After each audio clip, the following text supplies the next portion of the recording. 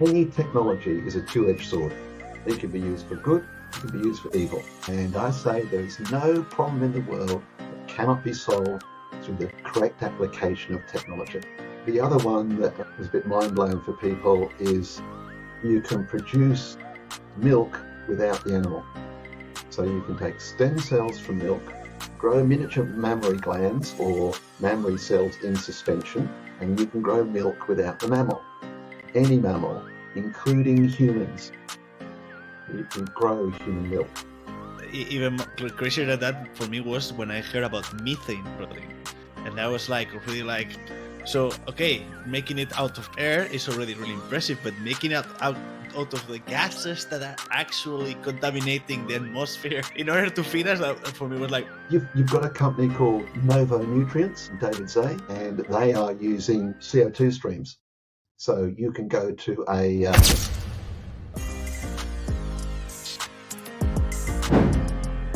So, hello Tony, welcome to Tomorrow's Bites. Well, for sure the last episode that we will record this year, 2024, we're already almost looking to 2025. And it's funny because I think that in this podcast, we're going to talk about the future a lot. So that is something that definitely goes with it. But Tony, we always use the first question for letting the audience a little bit know who is coming, who are we talking to. And in this sense, we always like to ask, like, who are you? What mission are you on? First of all, thanks very much for having me on the podcast. It's great to talk to you. So this will be my last podcast for the year as well, and looking forward to 2025, all the things that are going on. A little bit of background on myself. My background's food science and technology. So I've got a degree in food technology and in microbiology. And I've been general manager of a couple of food companies making things like meat toppings for Pizza Hut and hamburger patties for Burger King. And more recently, I have my own consulting company, and I have two sides to that company. One is the consulting, and the other one is professional speaking. So I consult to companies from PepsiCo to KFC on foresight strategy. So looking at the future and trying to understand how the future is going to affect organizations, not only in the future, but what it means to the actions they should be taking today to be prepared for the future. And obviously, consulting, you deal with a very small number of clients and small number of people, which is why I went into the speaking side of things, where I can speak to audiences of hundreds or thousands of people and put my message out there, and hopefully inspiring people as to why technologies are the way which we will solve all of the world's problems. I say technology has solved humanity's problems since the dawn of time, from the invention of the plow to improve food supply, to drugs to cure diseases. Technology has solved humanity's problems in the past, and it will continue to do so in the future. Really interesting. I really want to maybe dig a little bit in the beginning. You decided to study food technology. What did drive you to dedicate your life to this? I like the idea of microbiology, which is obviously the study of bacteria, viruses, and things like that, because they're the smallest forms of life. And I was fascinated by what was going on in that microbiological world. And I actually remember saying to my mother, "Mum, I am going to become a microbiologist." And she said, "That's nice, dear. Is there any need for that?" I reached up, I opened the cupboard door, and I said, "You see every company in there that makes food, they all employ a microbiologist." And you said, "Okay." And so I was one of the only people, that was in my final year at high school, I was one of the only people in my year that knew what I wanted to do and went on and did it. And that's how you make a 30-second pitch for all the listeners out there. Yeah, but is it then so easy, like the path of career went like this, or were there also some obstacles or changes along the way that, I mean, in the end, you didn't become a microbiologist? But Shaka, I mean, basically what happened was I got into the food industry as a microbiologist. I graduated, became a microbiologist, but at some point in time, I had to decide, as you say, do I go the technical route And do I get a master's degree, become a researcher, or do I go general management and take on far more difficult problem, which is managing people? Yeah. When you do an experiment in science, every time you do it, it happens the same way, right? When you talk to people, every day is a new adventure. You never know how they're going to react. So I ended up going into general management, and as I was manager of a couple of companies, one making pizza toppings for Pizza Hut and the other one hamburger patties for Burger King. And when I got to the end of that stage of my career, it was like, well, what do I want to do next? So that's when I became a consultant and have the two sides to my business, the consulting side and the speaking side.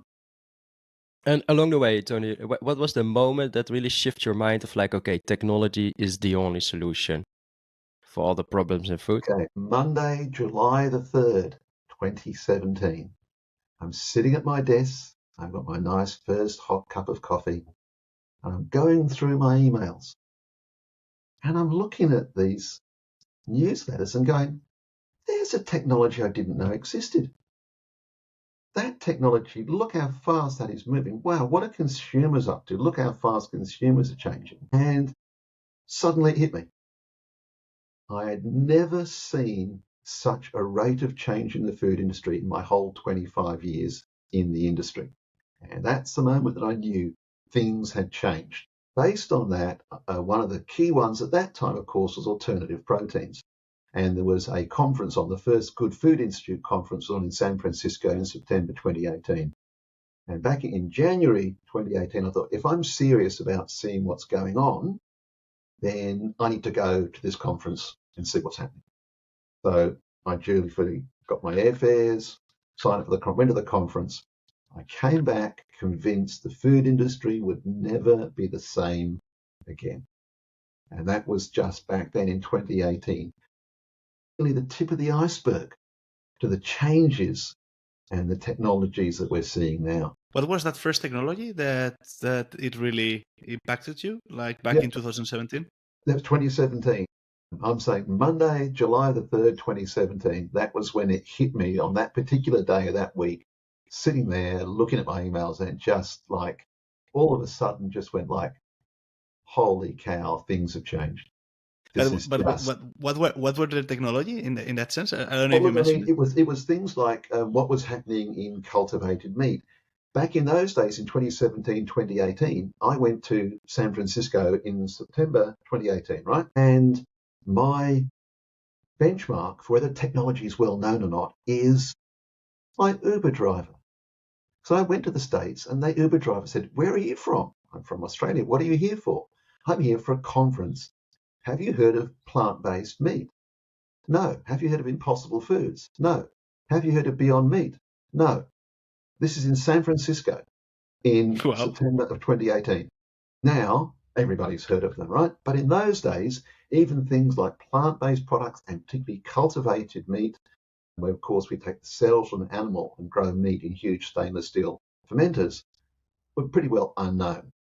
And things like precision fermentation, where we can grow things like whey protein in yeast, which was brought to market by Perfect Day first, they were just things that nobody had ever even heard of. And we're only talking, what's that, 6 years ago now. And that's how much things have changed in only 6 years. Were you doing the speaking already in 2017? No, I was basically at that point, I was consulting and exploring what was happening in the future. So I could see the change in 2017, and I'm keeping track of these changes, and I'm talking to my business colleagues. And then again, the second milestone, like, was that Good Food Institute conference, because it's like, okay, what is this about? And I knew then that we had technical experts there. They had lawyers, they had marketing people. It was a state of the industry conference. And I knew that that was something I had to go to. And that was another milestone on the way that really cemented in my mind why the future of food was changing, and changing so rapidly and changing so dramatically. Did that conference inspire you to become a keynote speaker about these topics, about the future of food, or did they come much later? No, they inspired me to dig deeper and deeper into what was going on and to try and understand what we call the futures, what the signals of change were. So what are the things coming up, the technologies, the events that are coming up that are signaling that things are changing? So it inspired me to do that. It was in very end of 2018, early 2019, that I decided, well, I need to get, if I'm going to spread the message more of what's going on, then I need to speak to more people than I can in consulting. And so I've got a couple of speaking engagements. First two were actually in Bangkok, one for the animal feeds industry and one for an organisation called TIFEX, a huge expo in Asia, TIFEX in Urga, which is actually on in May 2025. It is massive. If your readers want to know listeners want to know what's going on in Asia, you go to TIFEX in May. Massive, massive expo conference, also highly, really modern conference facilities. It is the place to go for what's happening in the general food industry, including alternative protein and other advanced food products. Tony, I wonder actually, what does food technology means for you? What does it include all? Look, well, what I've got, Jaco, is I've got my exponential model, which is basically says that when you talk about food, you can't talk about it from farm to fork without talking about technology. Right? It doesn't matter where you talk in the supply chain, you're talking technology. So food now is technology. They're inextricably linked. And one thing you know about technology is that technology advances exponentially. So, you've heard of Moore's law of computing, with a number of computer chips doubles every 18 to 24 months. So it's 2, 4, 8, 16, 32. It's not 1, 2, 3, 4, 5. So therefore, technology changes very rapidly. So food is now, technology is advancing exponentially. Food is techsponential. And that's my model, and it has various technologies in there that constitute the model. Yeah, and it like you include everything from farm to fork. So like people differentiate agri-tech from food tech, but for you it includes all, I suppose, Yeah, right? absolutely everything. I mean, I think that is a convenient way of classifying things if you want to. If you go post-farm gate is food tech, pre-farm gate is agri-tech. But what I say is, doesn't matter where you are in the supply chain, whether you're a farmer or a supermarket or a restaurant. If you don't know where the future of food is going, how do you know, either as a farmer, what products the manufacturers are going to need, or as a manufacturer, what products your farmers need to grow, and with supermarkets, what products are you going to have to put on your shelf? So everyone in the whole supply chain needs to understand the future of food, whether they're a multinational like Nestle or Unilever, a farmer, smaller scale farmer in Australia, somewhere, an advanced food system country, needs to know what these large companies are going to need as their raw materials. Yeah. I heard once a person saying like worrying about something simple as food in the digital age is weird. Isn't it strange that in the digital age we still have to worry about something as basic as food? I think, I mean, food used to be like a sleepy technological backwater, right? Compared to things like the electronics industry. But I said, no more. You have blockchain, IoT, drones, autonomous harvesters. You have precision fermentation, synthetic biology, gene editing, all going into food. I mean, there is as much technology in food as any other space, including things like AI or blockchain or anything else. There's as much technology now in food as anywhere else. And if you look at synthetic biology, I think the day will come when you'll say, yes, it may be rocket science, but it's not synthetic biology, is it? Indeed. I was just like thinking now that, well, in the end, one thing that is for sure is that we do not know food systems without technology. Of course, 21st century or 20th century vision of technology is really related to big machines or to digitalization, but in the end, something as I don't know. I don't know the word in English, but all these tools that you use in agriculture back in prehistorical times or ancient history times, those are considered also technology. So it is true that we have always been involved with technology in the way that we have interacted with food. I guess that what in some way, well, there is a first step. Do you think that we are too scared of technology as humans? I think people, and there's a couple of things there. People think of technology as these things that we're using now, like computers and the internet and so on. A stick to make a furrow to put your seeds in is technology. A sharpened stick is two pieces of technology, the stick and the stone to sharpen it with. Add a horse in, you've got another technology. Reins, all the technology that goes into a horse pulling a plough is enormous. So technology is absolutely everywhere. And I think people underestimate or are unaware of the amount of technology that goes into food. One of the examples I use particularly when I talk about genetic modification and gene editing, and there's a lot of anti-GMO sentiment out there. And what I ask people in the audience, I ask them to put their hand up if they like cheese. And almost everyone, of course, in an industrialized country puts their hand up they like cheese, right? Very few people don't like cheese. And then I say, let me tell you how cheese is made. Well, since 1990, Pfizer put the gene for an enzyme called chymosin, which is what separates out the curds and the whey to make cheese. They put it in a microorganism. And since 1990, the end used to make cheese, hard and soft cheeses, has been made using a genetically modified organism. And now, if you now eat cheese, 85 to 90% of all the cheese you eat will be a food made with a product of a genetically modified organism. I then ask the audience, put your hand up or shout out, no more cheese for me if you're going to stop eating cheese. No one has ever told me they're going to stop eating cheese. So why? Because this is my belief, there's something in it for people. Cheese, they love cheese. You're going to stop eating cheese when you've been eating it for 20 years and it doesn't seem to have killed anyone? Like, okay, no, I'm not going to stop eating cheese. Why would I? So people have to park any of their cognitive dissonance between, I'm anti-GMO, but I love cheese. How do I cope with that? Because I'm not going to stop eating cheese. What am I going to do? So people keep on eating cheese. And people don't realize their food colorings, a lot of food ingredients are made from oil, from petroleum. Would you rather eat petroleum or would you rather eat something made by precision fermentation from a genetically modified organism? Which would you rather eat? So, there's not a big fan of petroleum myself. yeah, I find Unless not a bread, not in my toast or in any other dish. I think my take on technology, and this is something that I understand of people becoming more sensitive about technology or the use of technology, I guess it's purpose.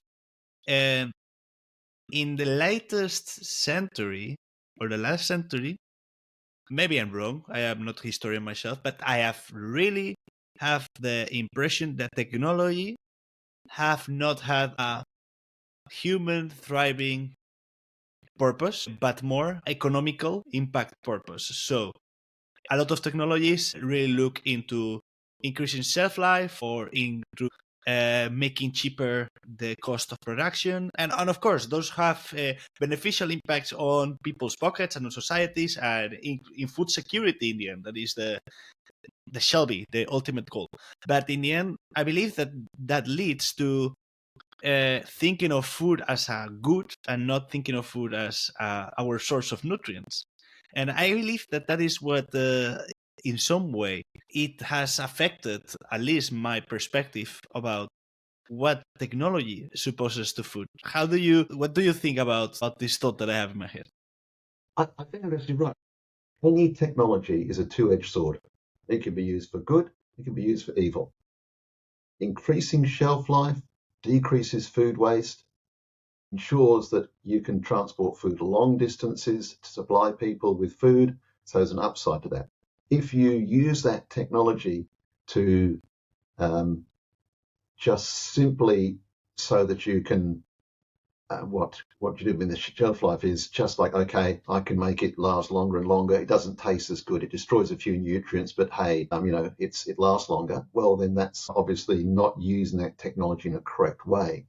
But I think like every technology, no matter what you look at, again, let's go back to our plow, the pointed stick. Guess what? I can use it to stab someone to death as well. or I can use it to plough a field. I can use a ploughshare, or I can turn that ploughshare, that scythe, into something to kill someone with. So again, since the dawn of time, every technology has had two sides, at least two sides to it. And it's how we use those technologies, the use to which we put them, which I think speaks to your point, Andreas, as to how do we use and apply these technologies for what purpose. And looking at some of the new technologies coming into food, basically we've got an amount of food that we can make within planetary boundaries using the current global food system. And we have another 50% more food that we need by 2050 if we're going to sustainably, healthily, and fairly feed the global population of 2050. Where's that going to come from? Either A, we're going to have to use new technologies using less resources like arable land, fresh water, and polluting less, or there's going to be a lot of very, very hungry people on the planet while we all sit, the three of us, and eat as much as we like because we can buy whatever we like from the supermarket. But hey, it'd be just tough luck for people in Africa and parts of Asia, and it would just be hard luck. Someone's going to have to eat that food made with these new technologies. I don't see any other option. Yeah, well, there are multiple stories to this, right? Like people saying already that we make enough food around the world, that we already can feed an extra billion, but we have so much food waste. It's not a fair system. It's not fairly distributed. Lately, we had also talks with people about food innovations, that we have all the innovations to make the food system sustainable and working for the future. But there are other hurdles along the way in the system that holds all these things back. So yeah, I can see it. I also doubt some things about the technology because most of it, like there is for sure like good wills and bad sides like to technology. And one of the things I'm a question is like, can technology scale evenly in global context? Because like food innovations often require substantial infrastructures. If we talk about like precision fermentation, like it's developed in the Western world, right? Like it's not a solution nowadays for what it's in Africa. So you know, like, is this technology gonna scale evenly in global contexts? Is that? I think a couple of things there, Shaka. I mean, there is the world as we would like it to be. There's enough food in the world to feed the global population. We shouldn't have to do everything. Then there's the world as it really is, which says there's not enough food in the world for what we grow now anyway. So we either live with the way we'd like it to be and say that we shouldn't have to do anything. Let's sit back and do nothing because there's enough food. Or we say this is the reality. We need more food. And I think we can reduce things like food waste. But if you look at food waste in the UK is about 60% in the home. And in the US, it's about 50% in the home, right? Now, under COVID lockdowns in the UK, self-reported food waste dropped dramatically. When the lockdowns came off, guess what happened? It went back up to 2018 levels. So I think that reducing food waste is a fantastic thing to do. And yes, we should do that. I think, though, that changing in-home food waste is going to take generational change because we have a generation or generations that have grown up with plenty of food. And if they waste an avocado that costs them €1 or €2, they don't care. They're not going to worry about it. I was going to come home and cook that, but I got home late. I can't use the avocado. Push it to the back of the fridge, cook something else, come back 2 days later and go, damn, the avocado's gone off in the bin. Right? Done. When people were at home all the time, they'd see that avocado and they go, I've got to use that, got to use that, got to use that, and they knew where they were. So that's why I think that food waste reduction is a generational thing. And again, we need this food in the next 25 years or less. So trying to make that change happen, to get food waste down to 5 or 10%, I think it's an enormous challenge in its own right and highly unlikely to be achieved by the time we're going to need the food. So what I'm saying is, let's take multiple streams. Let's reduce food waste. Let's try and get people to eat less, and let's use new technologies. Then we've got 3 shots at solving the problem. If we put all our eggs in any one basket, then that's it. If that works, it works. If it doesn't, well, we starve. I think we should pick technologies as the primary focus, because I don't believe the other two will happen fast enough, with getting people to eat less. We've been telling people in industrialized countries to eat less or they will die. You'll die if you don't eat, if you don't stop eating so much. How well's that worked? Obesity is rising, happening. So therefore, now we're going to tell people, please stop eating less so we can send it somewhere else in the world because they need it. I just don't see that working any better than please don't eat as much or you'll die. So that's not going to work. Now, as you say, infrastructure is the biggest problem with new technologies at the moment. And at the moment, I think there's far too much focus on getting people in the US to eat 5 kilos less and building factories in the US or the EU. Is that really there should be far more focus on saying to countries like Nigeria and Kenya who are growing their food system, here's a $500 million alternative protein factory. And we're not saying to you guys in Africa, don't eat as much meat, leave it all for us. We're saying we've got a problem. We eat too much meat. We're trying to solve it. In the meantime, please don't make the mistakes that we've made, right? Here's some new food technologies that means you don't need to rely on arable land. You don't need to import huge amounts of resources like nitrogen and feeds and everything else. You can have your own internal food sovereign supply, because the difference between food security and food sovereignty. Food security, I think even somewhere like Singapore, which imports 95% of its food, is very food secure. They have plenty of money. They can buy whatever they like till someone won't sell it to them. They're not food sovereign. They don't make enough food internally in Singapore for their own population. And that's where some of these new technologies need to come in for food sovereignty. And that's why we're seeing places like the Middle East adopting these new technologies and driving these new technologies very, very hard because they realize they need some sovereignty around their food, not just security. Yeah. I wanted to make a remark about the first, no, because at first you mentioned like there's the world that we would like it to be, and that is the world how it is, no? And maybe I understood it wrong, but I have the impression you said like we could do nothing, no, and just try to not do any changes because we don't think we don't need the new technology, or we can do and take action. The thing is, I have the impression, well, first of all, and I believe that you already mentioned something like this, there is the part where it's really depending on policies as well. We say technology is the solution to problems in the food industry, and I believe that in the side of looking for an innovative aspect, I could agree. But it's true that new technology, as Seiko mentioned, like that we have a lot of innovations that are not happening because there are not policies that support the adoption of these technologies. So it's not a matter of only a technological advancement. It's a matter of acceptance and building an environment that fits for these technologies. And secondly, I believe that there are other strategies that might also work that not necessarily come with the use of new technology. And it's not because I don't want new technology, but it's also because I believe that a lot of times we could be better organized or we're not efficient with the resources that we have. And it's because I was reading yesterday a book that actually talks a lot about how our economy it could be just better organized, or it could just think about new ways of economical organization that could make us, for example, thrive with local organic foods. That is something that until some extent it would not need of really fancy new technologies as precision fermentation or cultivated meat.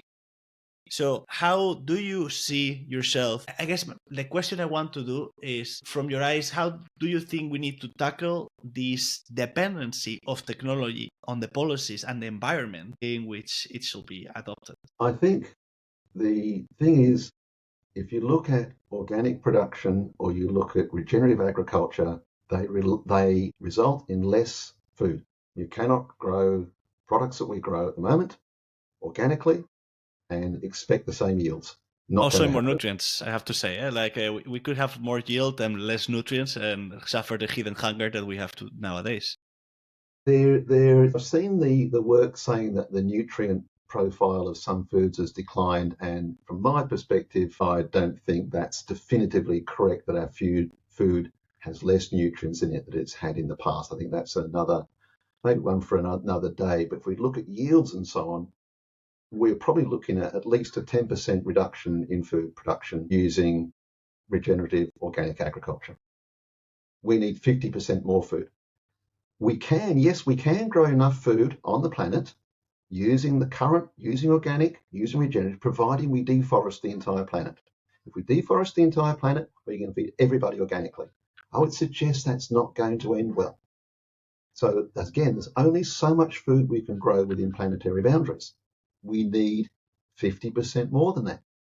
That's why we need the new technologies that use less arable land, less fresh water, and pollute less and use less nutrient input to get these sort of yields and more efficient technologies, or we're not going to fill that gap, because that's what it's all about. These new technologies are primarily, in my mind, about filling the gap between what we can make and what we need. And that's why we need these technologies. And they are going at the moment, as we talked about before, into countries with already established and advanced food systems.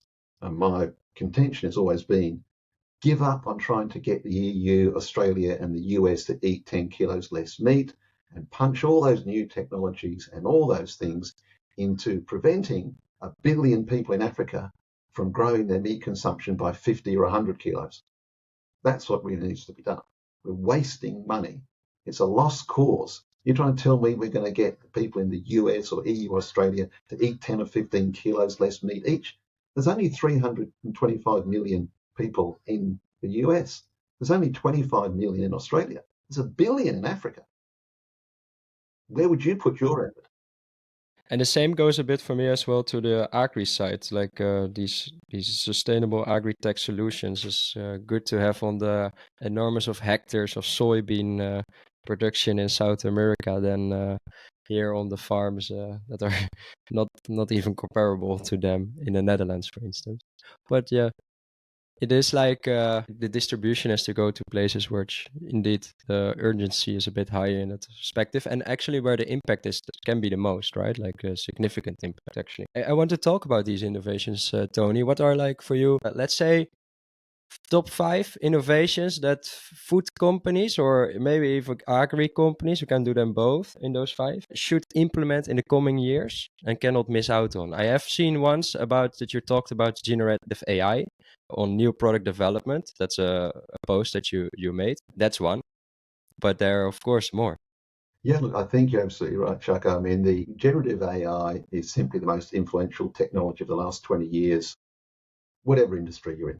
I mean, it is going to fundamentally change how things are done. And if we look at the big advantage of generative AI, is it can consider data sets almost beyond the human mind to comprehend. If I go to a food technologist and say, I want a new product, here's 200 ingredients, give me the combination of the best 5 that gives me the product I want. Now, I think the number of combinations is 200 by 199 by 198 by 197 by 196. So for all intents and purposes, it's 10,000. They'll come back in 15 years, having tried every single one, and tell me which works. Now, obviously, you can't do that. Being a good food technologist, they will cross some off straight away. They'll make a few phone calls, they'll cross some more off, and they'll probably end up with a very good product. The probability of them ending up with the best combination of ingredients to give the product I've tasked them with is very, very small. If I also tell them to factor in sustainability, supply chain, availability across different countries, and greenhouse gas emissions, their chance of coming up with the best product just dropped by another order of magnitude. Now, generative AI just goes, add another 0 onto the ingredients to make it interesting, so I can take another 0.37 of a second to work it out for you. Now, humans are still needed because sometimes AI does not get things right. As we know, it hallucinates, right? But if it comes up with 20 formulations for that food technologist who can then apply their knowledge and tweak those formulations to find the best one, and it accelerates their product development time dramatically, then that's a really good outcome from using generative AI. And I think that, to me, is the big advantage of generative AI for companies. For consumers, I mean, I don't know whether either of you guys are wearing a Fitbit or a smartwatch or something like that, or you collect data, okay. Yeah, So if you look at that one, in the future, we're not going to just have those sorts of technologies. We'll be measuring 10, 20, 30 metabolites, not just blood glucose or heart rates, sleep. There'll be all sorts of things because there'll be sensors, there'll be tattooed sensors, there will be sensors that are injected, there'll be sensors that are ingested, there will be all sorts of sensors collecting huge amounts of data on our health and saying, Tony, whatever you ate 2 hours ago spiked your blood glucose tremendously. What was it? It was probably this because I got a picture of what you ate and therefore I reckon it was this. So give it a try. Oh, yes, it was. You better avoid that in the future because we are all extremely individual in how we react to food. You can give the three of us the identical food. Let's say for two of us, has no effect on our blood glucose. One of us, it spikes the blood glucose. So one of us shouldn't eat that food, the other two should. That's how individual it is. So if we can then analyze that using a generative AI, which is difference between traditional AI is that AI's outputs determined by specific human programming, right? Generative AI learns from the data it's trained on, finds patterns and produces novel output. As I say, it will produce answers to questions we didn't even know we had. So for consumers, it'll enable us to analyze our food, analyze our nutrition, to optimize the food for our ongoing health, nutrition, and our health span, not just our age span, but our health span as well. And that's how AI is going to affect industry and consumers. Yes, because this is one example. Yeah. Well, if you can shortly give a 30-second pitch for the other, let's say, 4 technologies along the farm to fork chain, what will it be? I think my exponential model has 5 technologies. So one, alternative proteins. Yes. And I would include one of my favorite ones in there is Solar Foods from Finland, who make food from air. Then we've got cellular agriculture, and of course, cultivated meat is the best example of that, well-known example of that, but you can use it to make chocolate ingredients. Chocolate is under threat. Diseases, low yields, labor, deforestation, and chocolate is under threat. If you've been to the supermarket and seen the price of chocolate, well, technology will save our chocolate. Genomics, if you look at the analyzing our genome from a nutritional point of view, it tells us whether we're fast or slow caffeine metabolizers. It tells us our tolerance to all sorts of nutrients. The biggest impact on human health in the history of mankind, in my humble opinion, is the microbiome. That's all those bacteria that live in our gut, the viruses, bacteria, fungi, everything else in there. They are one of the prime determinants for most of human nutrition. And that's why when we eat the same food, we have a quite different nutritional reaction to that food because of our microbiome. And the last technology is, of course, synthetic biology, which is where we're looking at altering the genome, the genetic structure of a particular organism, and precision fermentation, where we can make whey protein from things like yeast, is one of the best known examples of that product. One of the other ones I love, but though in synthetic biology, is plant molecular farming, where you put the gene for something like casein into a soybean, grow the soybeans, take the casein out and make cheese, and then take the rest of the soybean and process that. That's a company called Alpine Bio. What Mulek does, no? The Mulek Argentinian. are another good example, piggy soy, and their products there. So there's quite a few products in that space. Yeah, there are a few like these innovations are like tremendous opportunities, I would say. The only thing I've always questions with, if I pinpoint some out, like for instance, like chocolate alternatives, do we really know like the ripple effects for the introduction of these new technologies, like the cultivated chocolate? We have like technologies. You have always some things to keep in mind. Is like the real ripple of effects we hardly know already.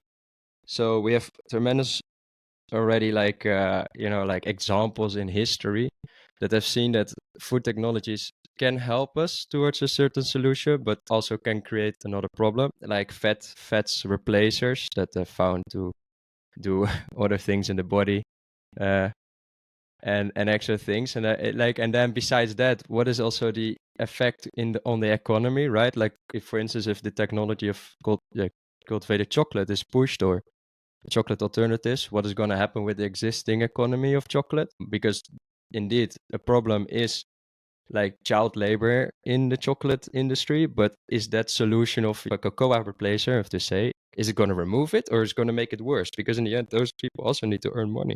Yeah, I would like to add to Shako that first, as he indicated, that it seems that in our society we'll miss a lot of systemic thinking. This way of trying to integrate technology not only in the what the technology will do, but also the ripple effect that he mentioned, and also the fact that we live in a hyper innovation age where innovations happen in the shortest time we've seen in history, which is in some way great, but in some way sometimes does not let us to just stop and really think about the consequences, because you will see it, and I would like to ask you about it as well, Tony, later. But like some technologies are really promising, some technologies are just, why nobody stopped this in the first place?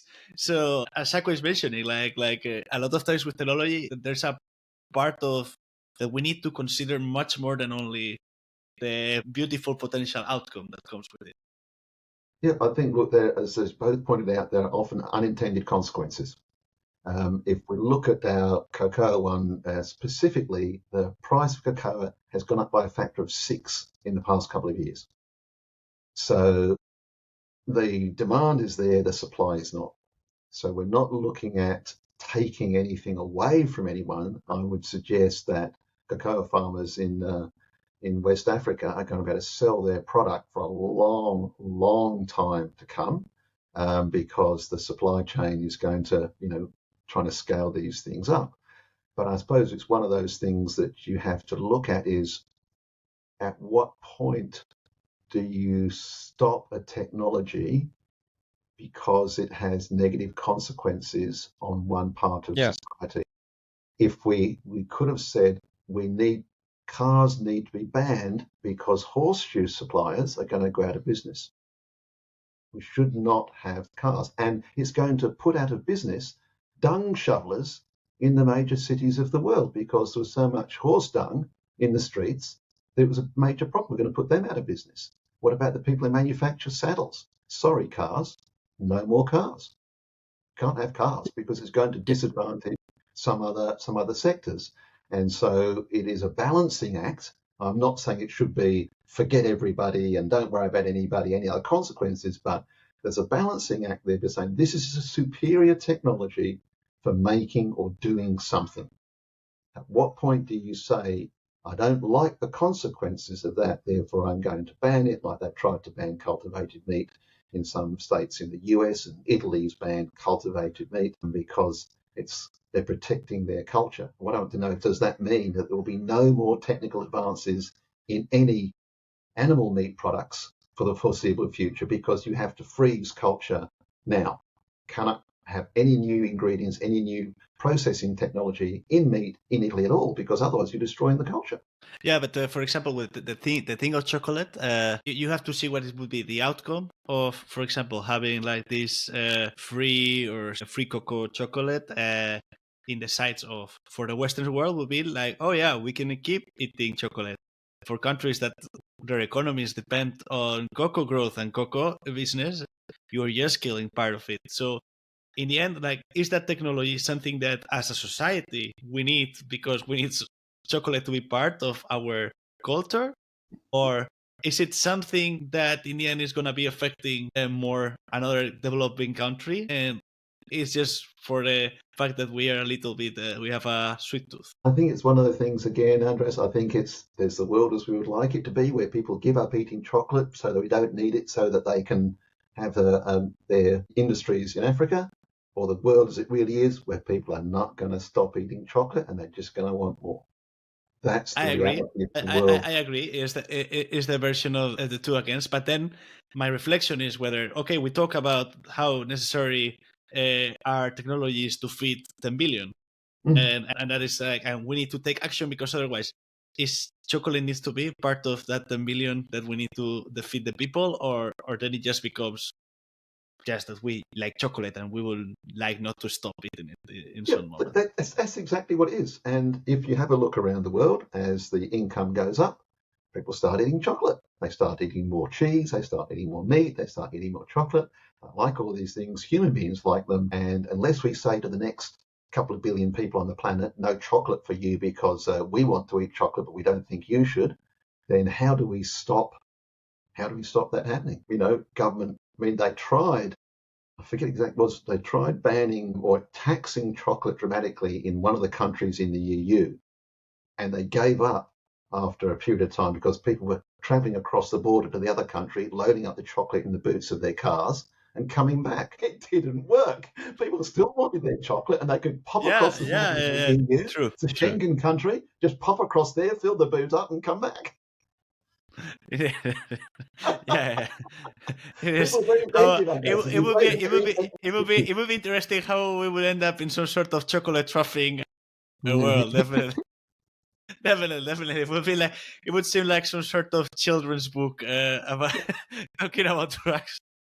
But then I have something else. Then, like for instance, about the gene editing part of, well, with plants, and an example was given with mulek, what they do, and soybeans with casein genes in it. I wonder if like that also has so much potential. The only question I have with that is like, these technologies often involve patented processes, which can consolidate control over food systems in just the hand of a few corporations, right? So how does then this food technology create long-term? Yeah, well, like how can we make sure that that is not gonna happen? Because that eventually will have also ripple effects that are likely not Make us helping the whole dependent. economy. Yeah. Yeah.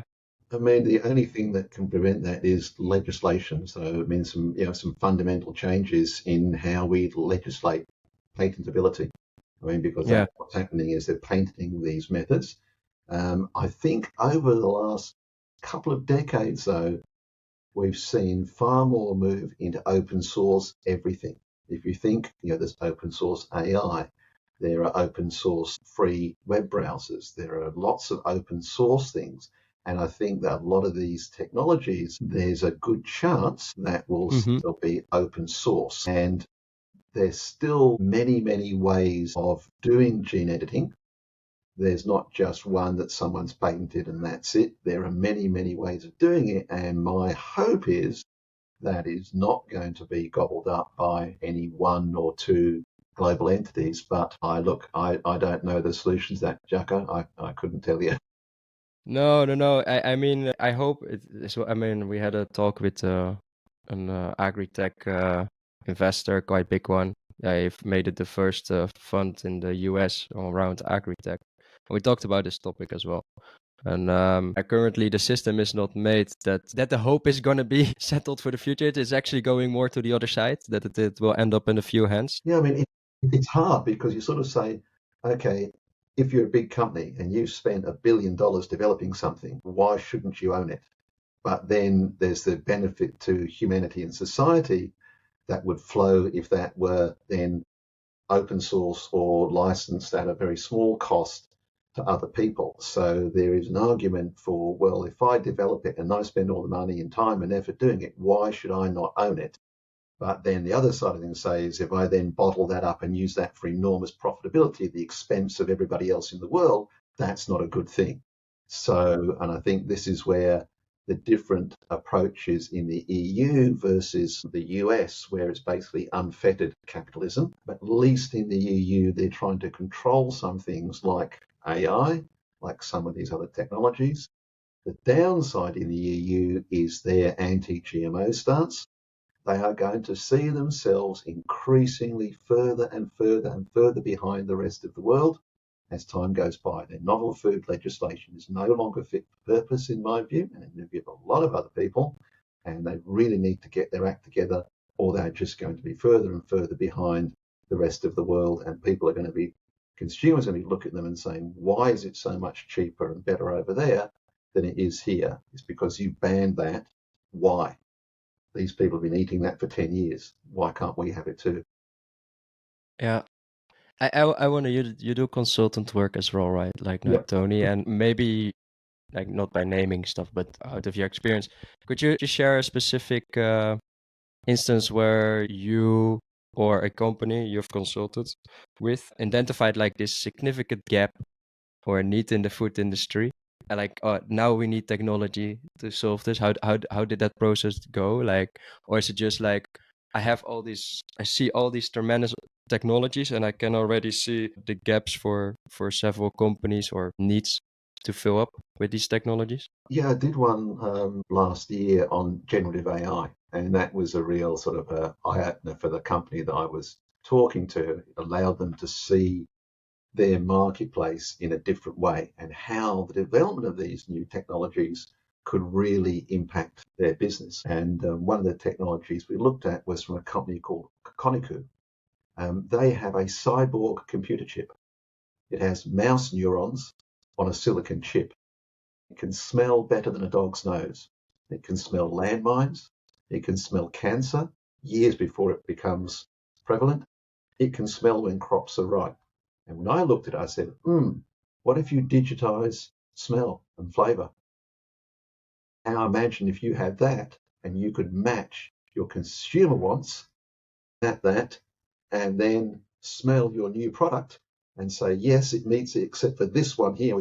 Then we ask generative AI to put something in, and it puts it in and generates that profile, and there we are. Then your hit rate, and that's the other thing with generative AI, your hit rate for your new products should go up dramatically because you're far better at meeting your consumer requirements. Put that in together with things like Koniku and digital mapping of sensory attributes, and then you're really talking about getting things that people really want. That's a cool example. I don't know if you can go into this, but these examples of like, like crazy for most of the people still crazy solutions, but like with huge potential. I mean, another one that you have seen on the post was also talking about, it was, I think, a capsule that was used to help with the obesity crisis. Like it is a vibrating capsule, right? So, Tony, can you give me another or two examples that of technologies in the work that were mind-blowing for the first time companies actually heard it? I think the other one that was a bit mind-blowing for people is you can produce milk without the animal. So you can take stem cells from milk, grow miniature mammary glands or mammary cells in suspension, and you can grow milk without the mammal. Any mammal, including humans, you can grow human milk. And for people who think if you've got a high quality infant formula, you're already using human milk oligosaccharides, which are produced via precision fermentation that go into your infant food. So imagine what happens to the dairy industry if you can grow human milk. What's the best milk for humans? Human milk, not cow's milk. Drinking milk is a bizarre thing to do. Wow. I'm not saying it's bad. It is a bizarre thing to do, right? It's weird. It's weird. Yeah. We go to another species and say to that species, listen, You have to produce young cannot drink your milk. We're going to take it away and kill it and eat it. And we're going to take your milk and drink it, give it to our young. And then when we're finished, we'll kill you. You don't see the lion going to the wildebeest and saying that. It's a bizarre thing to do, to drink another species' milk in today's environment when we don't need the calories, we don't need the milk, we don't need these things.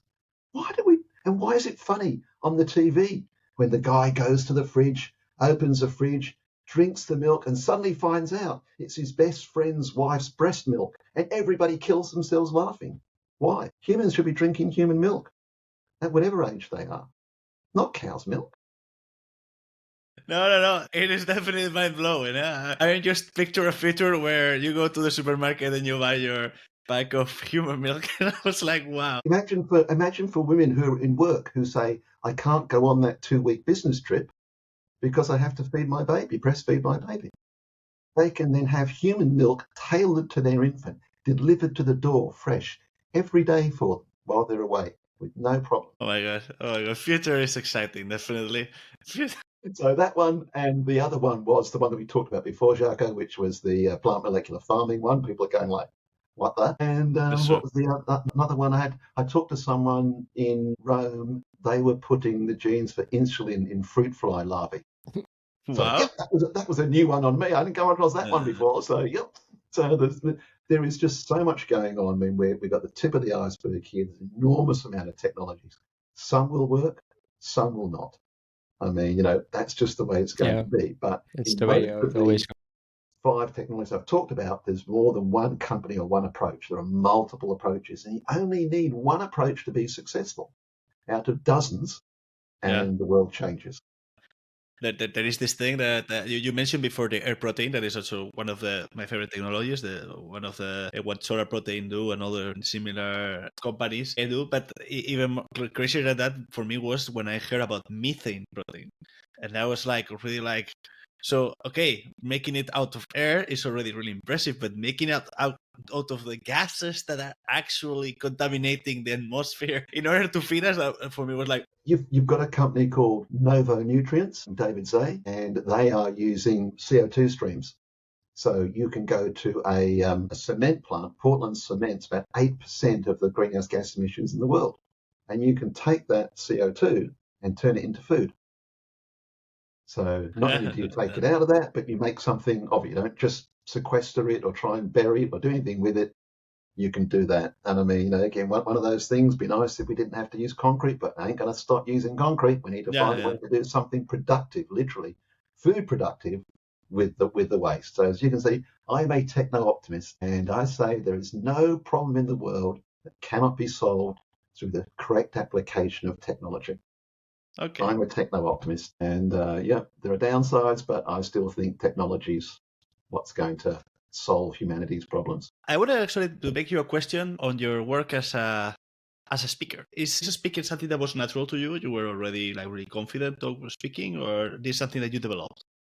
I have never been afraid of being in front of groups of people. It's never bothered me. People who say they fear speaking more than death. It's never bothered me. Like, what's all that about?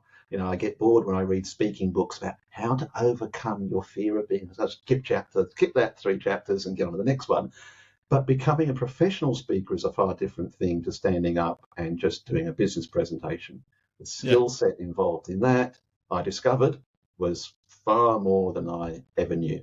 And it's been a continuing journey, and I'm still doing speaker courses now to keep improving my speaker skills, because like our technologies, there's always an improvement you can make in how you do things. And so improving my speaking is something I'm very much concentrating on, as well as in speaking.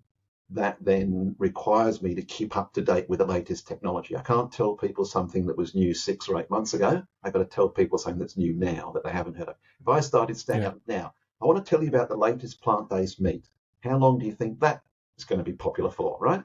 But I start telling people about cyborg computer chips and plant molecular farming and all these other things, and it's like, wow. My aim for general audiences, they haven't heard of 90% of the things I put on the screen. That's my I have to say, every time when I have to people that we were going to interview you, it's like, oh, I see him in X event or other event, that they always say like you're a really good speaker. And in that sense, I believe that puts you in a really good position just to like, what is a lesson you got recently to improve your speaking capabilities? Like, what is the last thing you incorporated? I think one of the things that every conference I've been at, I think has been unique to my presentations, is that rather than having static slides, I use videos. So 80% of my presentation has a video playing on the screen behind me that talks to or is an example of what I'm talking about. So I'm talking about a technology like Solar Foods. I have the Solar Foods promo video or information video playing behind me. So people can have a look at that, because as we know, people's attention span is getting smaller and smaller. So the idea is, the latest in speaking is, you need to give people options. Expect them to sit there and watch and listen to you for 30 minutes with same slide sitting there for 1 or 2 minutes without looking at their phone is a hard ask these days. But if they can go, video, what was he saying? Oh, shiny, look, something else. Oh, okay, what was he saying about that? Oh, okay, so you give people options as to what they want to do. I actually had one lady come up to me when I was speaking in Finland saying, I usually can't watch for more than 5 minutes without getting on my phone, but I didn't have to. So I thought, Wow, that is the that, best. That is the best compliment, yeah, definitely. it is. It is. So that's one of the things I'm working on is that video style presentation as examples rather than just a static slide. And that probably be the biggest change that I've made. And also, when you look at your stagecraft, where you move as you're talking. So you have point one over this side of the stage, point two in the middle, point three on the left stage left as you're going from the past to the future and things like that Oh wow. to make it more interesting and what's what I'm looking for, like it makes more sense to the audience if you instead of talking about point one, two, and three in the same spot, you talk about point one on the right, point two in the middle. People see, okay, that's a separate point, that's a separate point, that's a separate point. You So incorporate like a narrative into your non-verbal communication, no? As I see. yeah, sorry, what was that address there? No, that you incorporate narrative into your non-verbal Yes, communication, no? Like you create like this whole thing, as you said it, that in some way also is I like a lot of movies, and a lot of times in movies there's like certain language that is not like really like what is happening, but how the camera is panning and everything yep, to create that feeling. No, you yep, incorporate that yep. also in the way you move in the stage. That is really interesting, definitely. Yeah, yeah. So that's been the couple of biggest things I've done in this last 12 months and continuing to improve on those as I go into 2025. As I said, I based myself, as you know, out of Mallorca for the last couple of months from the October through to mid-December because I wanted to speak more in Europe. So I figured if I'm in Europe, I'm going to be able to speak more in Europe. So I did EIT food, future of nutrition, food ingredients Europe, and then went to Helsinki to do some work for Business Helsinki and the Finnish government on the future of their food system. And my aim next year, anyone listening, is to do more and more speaking in Europe. So if you want a speaker on the future of food, I think if you just Google food futurist speaker, I think you'll see where I am. Yeah. So yeah, normally I always ask how the future is gonna look to all the guests, but with you, it's been most most the conversation. So I will just go to the final two questions. We always have two questions to close the podcast. Are always the same. The first one, we make you a lot of questions, and we make you. So we only think that is normally fair that you get the chance to ask us a question to us. In this case, to me. Where would you like to see the future of food? That is a well.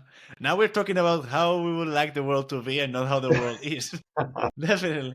No, I like to see my take right now with food is to be resource efficient. So I would like to the fact of trying to look really into not only technologies but also organizational strategies that allow us to look into what are we using and how, and if we're using it the best way we can, or if we just let it go because we're like it's a fast-paced, fast-paced world. And I believe that that can be done. There are many companies that are developing technologies to be more aware about the wasted food in factories or in food service, in restaurants and everything. So that is a start. And definitely, if we can tackle in some way food waste, that it's a big part of our greenhouse gas emissions and can also really help with the food security problem. I think that for me that would be definitely an ideal future. Of course, there's a part of me that outside of the technology I would like to see, like I think people has lost connection with food. People cooks less. People, I don't know, every time think less about food, and that's my perception at least. And there are things like there are things that could help us to do that more. Like if there, I have a lot of radical takes in this podcast, and I think one of them was that I would like to see a world where supermarkets did not exist, that everybody had to go to them and see the food and talk with the people that made the food, and I think that had a because that helps you to value and also to make sure that you pay a fair price, that you are not wasting food at home. I would like to see those things in the future. As you said, there is a what you like to see and what the world is. But definitely, if I had to describe I don't know if a perfect, but a nicer future in the food industry, that it would go somewhere there. Makes a lot of sense. And the last question now is always the same one. Difficult one, always. It's good to end with a difficult one. What is your favorite food or dish, Tony? Oh, gee, my favorite food. We cannot say cuisines, which is a rule. A lot of people tend to say Italian food. I'm like, no, we No. want a food or dish. No, I'm thinking of a specific dish that I really like. If not, one that you like today. Like, it can change from the one that is your favorite tomorrow. Oh, look, my favorite food is actually Chateaubriand, which is Chateaubriand. a big piece, usually fillet steak, slow roasted with meat juices and stuff like that, and then served at the table and cut up at the table. Old school, very old school French cooking with béarnaise sauce. Is that something that are you asking for Christmas or? No, Christmas in Australia, Andres, is prawns. Everyone has prawns. Yeah, well, in Spain as well. Yeah, true. Prawns for Christmas. I mean, that's Christmas prawns. We all go out and get Christmas prawns, and that's so we've got our prawns. And I mean, I do like prawns with mango and ginger. Whoa, okay. In Spain, we're really basic with what we put into the prawns. So it's normally lemon or something. No, you just get some mangoes, and then you mash the mangoes lightly. You put the grated fresh ginger, leave it overnight for the flavors to go through, and serve that with the fresh prawns the next day. I gotta try that. My girlfriend loves ginger and loves mango, so I think that definitely is something that is just going to be up to do it to try. It's very, very nice. My wife's a big seafood fan, so that's why we always do that one for Christmas. Okay. Well, then, Tony, thanks a lot for coming. It's been a great conversation. I think it was good to share different views and opinions about the status of technology. Also, because I believe that you brought really powerful arguments, and I think that makes the conversation even better. And also because you really blowed our mind with some of the things that you shared. So you never disappoint, I have to say. I believe that you just shared really valuable information. I think that people will love this episode. Thanks, Tony, for the podcast. Thanks, Andres.